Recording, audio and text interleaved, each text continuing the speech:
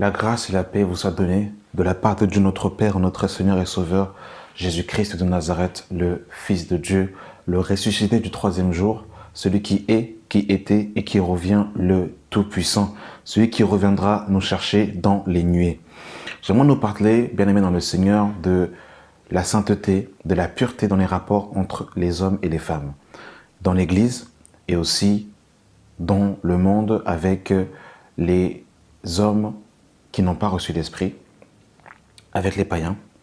Donc j'aimerais vraiment nous exhorter concernant la sainteté dans nos rapports. J'aimerais, dans un premier temps, pour introduire ce partage dans le livre de 1 Timothée chapitre 5. 1 Timothée 5, le verset 1. Ne reprimande pas durement le vieillard, mais exhorte-le comme un père. Exhorte les jeunes gens comme des frères, les femmes âgées comme des mères, celles qui sont jeunes comme des sœurs en toute pureté. Celles qui sont jeunes en toute pureté. Donc, Paul, ici, s'adresse à Timothée. Timothée qui était jeune, qui était évangéliste, qui était ministre, qui était en train de diriger une église, une assemblée. Et Paul va lui donner des recommandations. Comment un ministre du Seigneur doit se comporter selon ce qu'il convient à un serviteur du Seigneur. Et Paul va mettre en garde Timothée en lui disant de parler aux jeunes comme des sœurs en toute pureté. Alors ici, on voit le rapport qu'il doit avoir entre un frère et une sœur en Christ, ce rapport qu'il doit avoir. Et pourquoi est-ce que j'aimerais parler de ce sujet? Eh bien, tout simplement pour nous mettre en garde concernant la légèreté. Aussi l'ignorance. Par moments, nous ne voyons pas forcément le mal venir. Et j'aimerais parler de ces deux cas. J'aimerais parler du cas de l'ignorance pour éclairer les consciences. Et j'aimerais aussi nous parler de dangers majeurs parce que nous avons un adversaire qui est le diable. Et de ne pas laisser accès à l'ennemi, de ne pas lui laisser les portes ouvertes.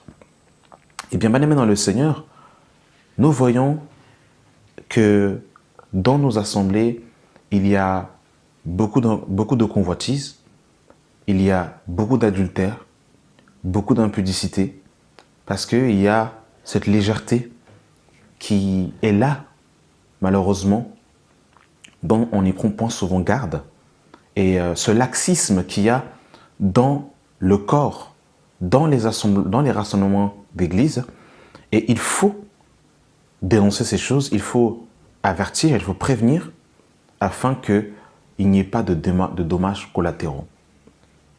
Lorsqu'un frère passe son temps à être constamment au téléphone avec une sœur, alors qu'il est fiancé, et qu'il est au téléphone soi-disant avec les sœurs pour soi-disant les exhorter, à des heures tardives, il est en train d'ouvrir des portes.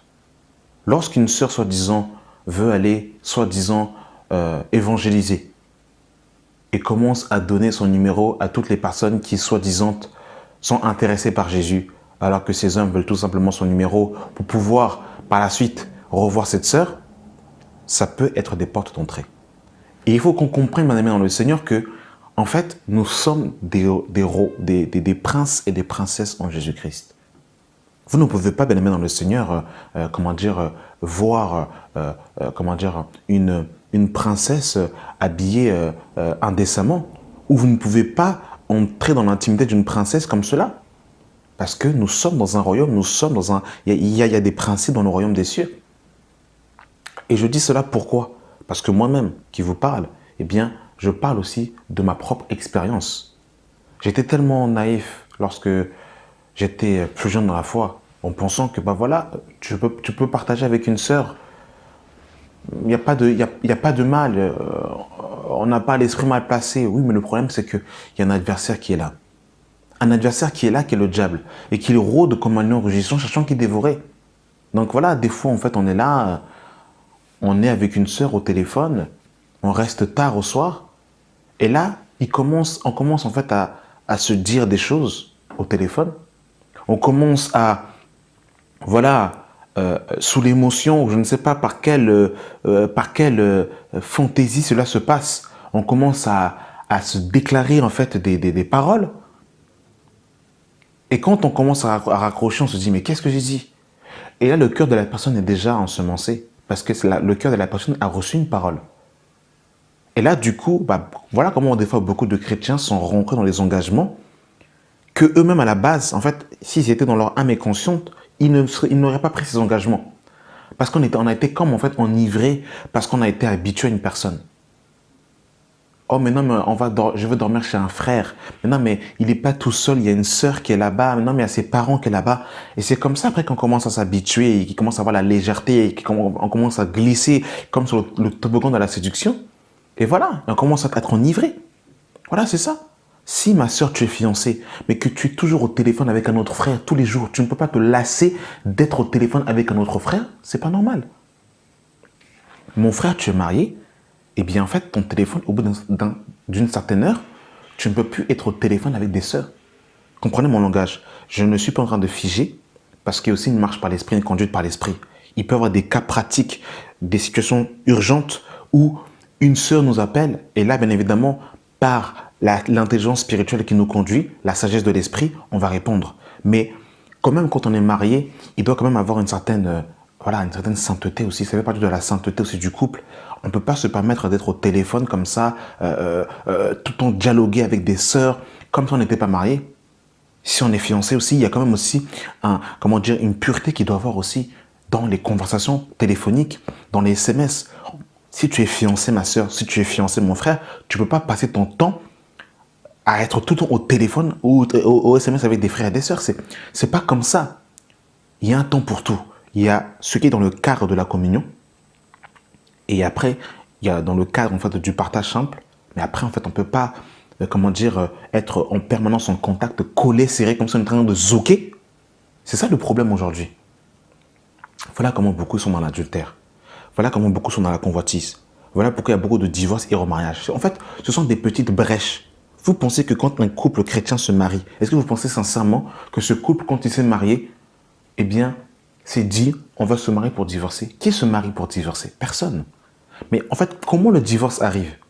Eh bien, le divorce arrive par une petite porte. L'adultère arrive par une petite porte. L'impudicité arrive aussi par une petite porte. C'est ça, quand on est fiancé. On se dit, non, je vais aller en vacances avec mon fiancé, on prend un hôtel, mais on fait lit à part. Ça, ce sont des portes ouvertes à l'ennemi, bien aimé dans le Seigneur. Ce sont des portes ouvertes à l'ennemi. Un frère se retrouve avec une sœur. Constamment, il se retrouve seul, dans un endroit clos. Ah, mais non, mais en fait, c'est la mort de la chair. Ah, mais non, mais moi, en fait, j'aime tellement Dieu que je ne vais pas tomber. La Bible dit que fuis l'impudicité. La Bible ne dit pas que quand tu vas arriver à un certain niveau, tu vas pouvoir maîtriser les choses. Fuis l'impudicité, la Bible nous dit. Donc, bien aimé dans le Seigneur, des fois, je vous dis, par ignorance ou parce que, voilà, on ne veut pas... Voilà, il est vrai que par moments, nous-mêmes, nous n'avons pas les idées mal placées. Nous n'avons pas des mauvaises intentions. Nous avons des bonnes motivations quand on va par moments, des fois, appeler un frère ou appeler une sœur, ou quand on va aller voir quelqu'un, il n'y a pas toujours il n'y a pas toujours, en fait, cette arrière-pensée qui est mauvaise. Des fois, on le fait véritablement parce qu'on veut partager, parce qu'on aime son frère, parce qu'on aime sa sœur.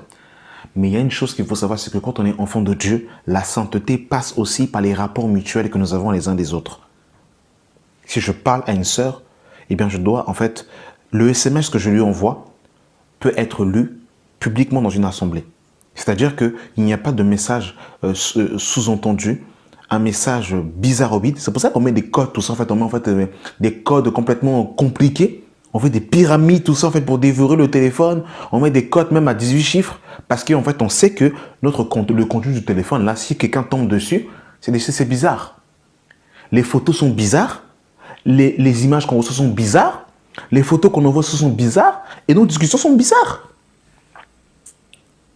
C'est ça. C'est ça le problème, bien aimé dans le Seigneur. C'est tout ça. C'est tout ça. Et il faut que Dieu nous aide. Si tu es fiancé, ton fiancé peut accéder à ton téléphone simplement. Si tu es marié, encore plus, ta femme ou ton mari doit avoir accès à ton téléphone simplement. Si ton téléphone devient, en fait, c'est comme si ça devient, il est comme mis, en fait, voilà, dans un coffre-fort. Et pour le déverrouiller, il faut être comme un hacker d'ordinateur. Là, ça devient compliqué. C'est ça. Tu es fiancé, tu as encore des relations encore avec ton ex, avec ton ex, vous commencez encore à vous voir. Je sais de quoi je parle. Bien-aimé dans le Seigneur, je sais de quoi je parle. C'est pour ça que Dieu nous garde. Et tout ça, ça fait partie de la sainteté. Ça fait partie de la crainte de Dieu dans les rapports mutuels. Ça nous garde aussi, ça nous préserve aussi. De la convoitise, tout ça là. Voilà. Ma soeur, tu reçois en fait tu ouvres ta maison. Tu sais que des frères vont venir chez toi, mais habite-toi décemment. Habite-toi décemment pour ne pas montrer en fait tes formes. Mon frère, pareil, tu ouvres ta maison, ne te traîne pas en caleçon, en petite culotte. C'est tout ça, aussi bien aimé dans le Seigneur. Même dans les salutations, saluez-vous par un saint baiser. Des fois, il y en a qui te saluent, tu te dis, mais il va m'embrasser ou c'est comment? Qu'est-ce qu'il veut faire en fait? Il veut me zouker ou c'est comment? Parce qu'en fait, il y en a qui te caressent, tout ça, ils mettent l'épaule, ils descendent la main au-dessous du dos. Ça, c'est compliqué. C'est tout ça, bien aimé dans le Seigneur. C'est tout ça. Voilà, que Dieu soit son peuple. Je vous dis, c'est tout ça. Il faut la sainteté dans nos rapports mutuels. Quand on est fiancé, avec sa fiancée, des fois, quand en fait, l'esprit nous dit là, il faut rentrer, il faut rentrer. Parce que quand en fait, on dépasse l'heure là, ça commence à devenir compliqué, la chair brûle et puis après, on fait des choses qu'il ne faut pas faire. Les discussions, pareil, il faut en fait, avoir des discussions en fait, vraiment en fait, voilà, dans la pureté, dans la sainteté. Voilà. Pareil aussi quand on est marié aussi. Voilà. Des rapports sains aussi, même dans le lit conjugal. Lisez Hébreux chapitre 13. La Bible nous dit que le lit conjugal est exempt de toute souillure, car Dieu jugera les impudiques et les adultères. Donc même quand on est marié, là, dans le lit conjugal, il y a aussi une tenue spirituelle à avoir, qui convient à la sainteté. Quand on commence à faire des positions animalières, quand on commence en fait à faire des choses qui ne sont pas la sainteté de Dieu, je ne vais pas encore dans les détails, mais voilà. Quand on commence à faire des pratiques qu'il y avait à Sodome et Gomorrhe, quand on commence à mettre sa bouche là où il ne faut pas la mettre, tout ça, c'est pas de Dieu. Voilà. Donc même dans le mariage, il faut aussi avoir des rapports de sainteté avec sa femme ou son mari. Voilà. Tu peux pas être au travail et puis voilà, tu vas tous les jours voilà, manger soi-disant avec ton collègue, vous êtes que tous les deux, tout le temps, ça peut arriver de temps en temps, parce que voilà, des fois, on peut être seul, mais quand c'est tout le temps, quand c'est récurrent, quand ça devient quelque chose en fait de fréquent, comme si voilà, on est toujours en fait, non, c'est pas comme ça. On peut pas en fait, les païens peuvent nous toucher, nous caresser, voilà, ils nous donnent des tapotes comme ça, en fait, ils nous tapent notre postérieur, tout ça, ils commencent à parler de notre corps et tout ça et tout, voilà, toutes ces choses là, c'est pas bon, c'est pas bon, bien-aimé dans le Seigneur. Donc vraiment, bien-aimé, j'ai vraiment voulu nous exhorter par rapport à la sainteté de Dieu réellement, que nous puissions croître, grandir dans ces choses, parce que ça fait partie aussi de la sainteté de Dieu. Je vous dis, bien-aimés dans le Seigneur, c'est important pour un frère réellement en fait de comprendre que je peux partager avec une sœur, mais à un moment donné, je dois avoir une limite. Je ne peux pas rentrer dans une proximité trop profonde. Si un frère a des sentiments pour une sœur, eh bien, il doit consulter Dieu, il prie le Seigneur, pour savoir si c'est la volonté de Dieu. Ensuite, le frère, eh bien, dit à la sœur ce qu'il a reçu dans le cœur, dans la simplicité. Si la sœur a reçu aussi la même chose, il met ça en prière. Et ensuite, une fois que Dieu a validé, eh bien, on va en parler aussi aux anciens de l'Assemblée. Comme ça, il n'y a pas d'ambiguïté. Comme ça, au moins, l'Église est avertie. Quand je dis l'Église, je parle au moins des personnes matures. Et une fois que Dieu a confirmé, eh bien, on va voir les parents. L'homme, le jeune homme va voir le père de la jeune fille pour entamer en fait les démarches du mariage. Parce que aussi les fiançailles qui durent aussi 5 ans, 6 ans, 7 ans, c'est pas de Dieu ça aussi. C'est pas de Dieu. Des fiançailles qui durent des années, les gens sont là en train de brûler, en train de se regarder. Non, ça c'est pas comme ça aussi. Quand en fait la démarche en fait du mariage commence à être faite, il faut voilà accélérer le pas parce qu'en fait on est exposé après à l'impudicité, on est exposé à toutes ces choses. Donc, vous voyez, c'est ça. Aujourd'hui, on voit des couples, aujourd'hui, ils sont mariés aux yeux de la mairie, certes, aux yeux des parents, mais ils sont jamais ensemble. Le mari dort à gauche, la femme dort à droite, ils sont jamais ensemble. Et la femme est toujours seule avec d'autres frères qui viennent à la maison, le mari n'est jamais là, le mari, il est avec des sœurs de la chorale. En fait, ça, c'est la confusion. C'est la confusion, tout ça. En fait, on se dit, mais c'est comment, en fait? C'est comment? Quand on voit tout ça, en fait, c'est comme ça que commence, en fait, c'est comme ça que commence l'adultère. C'est comme ça. Voilà. La femme a été créée pour, en fait, recevoir l'amour de son mari. Quand il n'y a plus ce contact entre l'homme et la femme, quand la femme ne reçoit plus l'amour de son mari, mais qu'elle est toujours en contact avec les autres hommes, bah, ses désirs vont commencer à se tourner vers d'autres hommes. C'est comme ça que ça se passe. Et les hommes, pareil, voilà, à force de voir d'autres sœurs à chaque fois, ou de voir d'autres femmes, c'est comme ça que ça tombe aussi. C'est pour ça que Paul pouvait dire dans le livre de 1 Corinthiens chapitre 9, et je terminerai par ce dernier passage, j'ai vraiment voulu nous exhorter, je ne vais pas être trop long aujourd'hui, j'ai voulu nous exhorter et à nous mettre en garde aussi.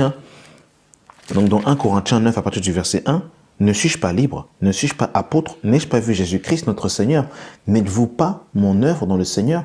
Si pour d'autres je ne suis pas apôtre, je le suis au moins pour vous. Car vous êtes le jour de mon apostolat dans le Seigneur. C'est là ma défense contre ceux qui m'accusent. N'avons-nous pas le droit de manger et de boire? N'avons-nous pas le droit de mener avec nous une sœur qui sont notre femme, comme le font aussi les autres apôtres et les frères du Seigneur et Céphas? Donc on voit que Pierre qui était marié, eh bien, par moment, quand il allait en mission, il était avec sa femme. C'est important aussi des fois si un frère est appelé au ministère, si un frère est appelé en fait à l'œuvre de Dieu, d'aller avec sa femme. Il y a des réalités spirituelles qui sont là. Donc voilà, bien-aimés dans le Seigneur, j'ai vraiment voulu nous exhorter. Voilà, donc merci d'avoir pris le temps d'écouter cette audio. Que la grâce et la paix soient avec vous, dans le nom de notre Seigneur et Sauveur Jésus-Christ. Amen.